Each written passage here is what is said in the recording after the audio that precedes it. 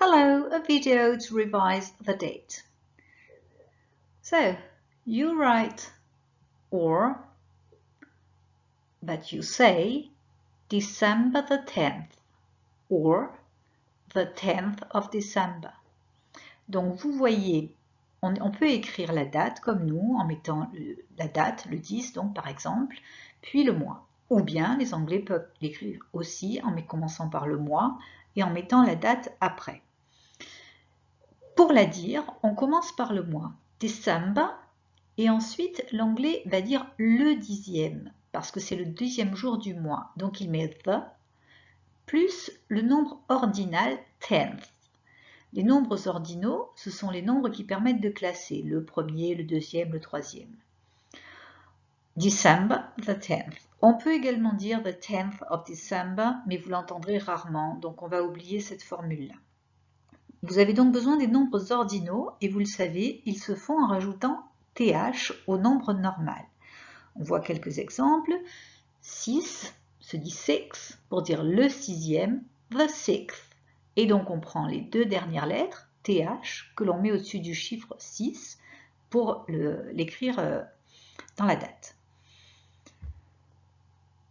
19, 19, le 19e, the 19th. The 24th. Il y a des exceptions, vous le savez. Par exemple, le 1 devient le premier, the first. Même règle, on prend les deux dernières lettres ST que l'on met au-dessus du nombre 1. Tous les nombres qui se finissent par 1 vont donc finir de la même façon. The 21st ou bien the 31st. Attention, 11 finit par 1, mais quand on le dit, on n'entend pas 1. Donc cela ne fonctionne pas de la même façon. On disait 11th avec TH, c'est régulier. Le 2, vous le savez, devient the second. On prend les deux dernières lettres ND que l'on va mettre au-dessus du 2.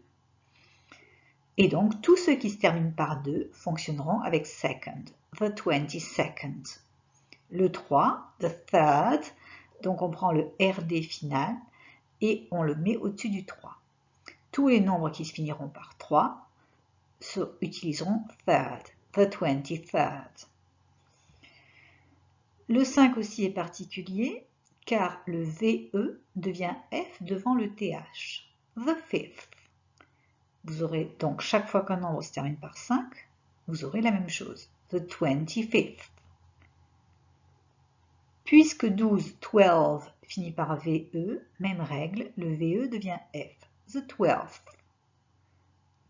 Quelques particularités, dans 8th, on ne double pas le T, on ne met qu'un seul T, on ne rajoute pas encore le T du TH.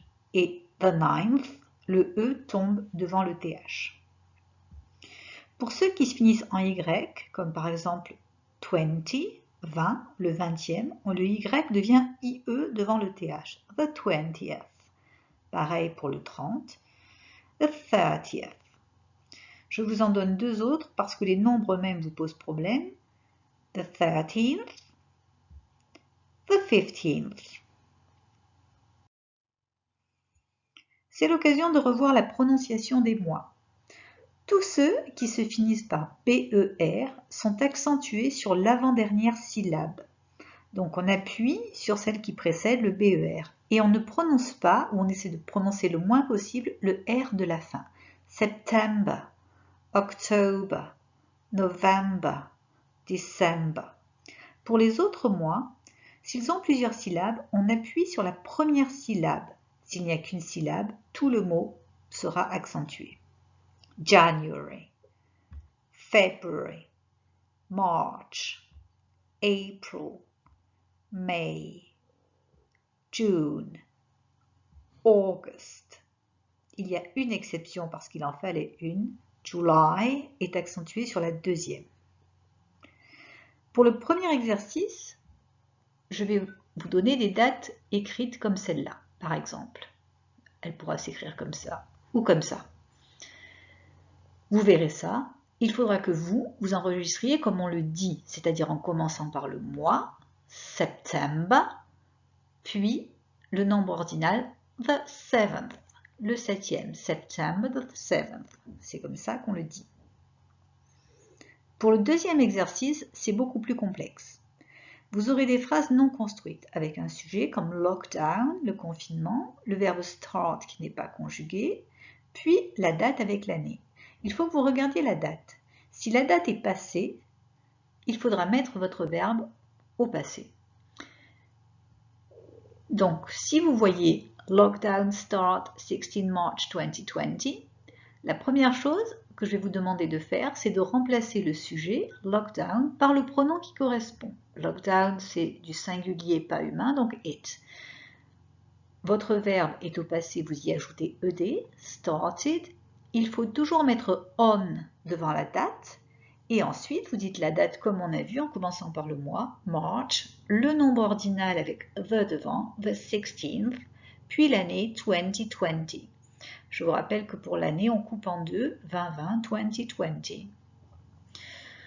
Si vous avez une année avec un 0 en avant-dernier chiffre, par exemple comme 1905, le 0 se dit O, 1905.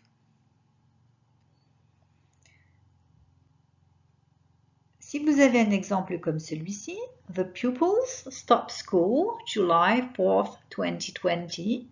Vous voyez que le 4 juillet 2020, c'est dans le futur. Donc, vous allez mettre votre phrase au futur. The pupils va être remplacé par they. Puisque c'est du futur, vous mettrez will devant le verbe. Will stop school. Toujours on devant la date. Puis le mois, July. Le nombre ordinal, the 4th, 2020. Pour les cinquièmes, le travail s'arrête là. Vous n'aurez que ces deux possibilités, le passé ou le futur. Pour les quatrièmes et les troisièmes, vous aurez un troisième cas. Vous aurez des phrases comme celle-ci où il n'y a pas l'année parce que ce sont des choses qui se passent habituellement tous les ans à date fixe. Donc il faut mettre le verbe au présent simple. C'est-à-dire, ici par exemple, vous remplacez Ireland par it, celebrates au présent avec un S parce que c'est la troisième personne du singulier, St. Patrick's Day on March the 17th. Si à la place de Ireland, j'avais mis the Irish, les Irlandais, on aurait eu they celebrate sans S cette fois, et puis le reste pareil. They celebrate St. Patrick's Day on March the 17th. Goodbye!